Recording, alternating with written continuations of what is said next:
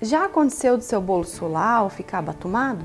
Pois é, comigo também já aconteceu isso e hoje eu tô aqui para te dar 4 dicas fundamentais para que isso não aconteça mais com você. Existem 4 fatores, na verdade, principais que fazem com que o bolo sole. O primeiro fator é a temperatura do forno. O forno tem que estar pré-aquecido antes de você levar a massa para o forno. O fermento ele vai reagir tanto dentro da massa como com a temperatura. Então, quando você levar essa massa, o forno já tem que estar preparado. A minha dica é que você ligue o forno antes de começar a preparar a massa. Uns 15 minutos antes já vão ser suficientes.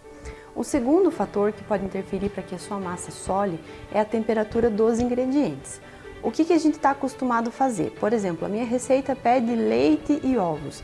Eu pego o meu ovo da geladeira, pego o leite da geladeira, misturo aqui na receita e beleza, tá tudo certo. Não tá certo não.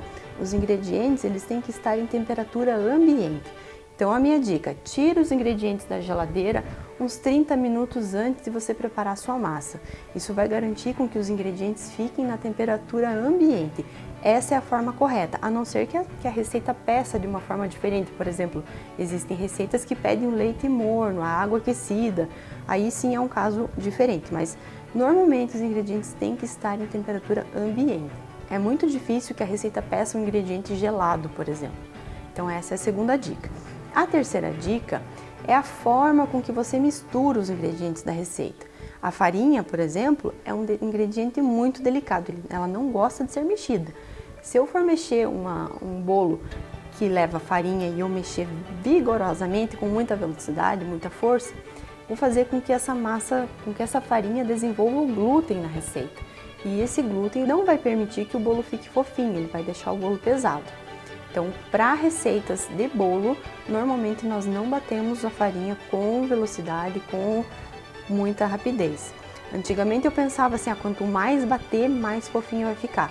Não é assim que funciona. Eu posso bater bastante ali os ovos, o açúcar, os outros ingredientes. A farinha não. A farinha não pode ser muito batida para não desenvolver o glúten. E a quarta e última dica é o choque térmico que essa massa pode levar ao sair do forno.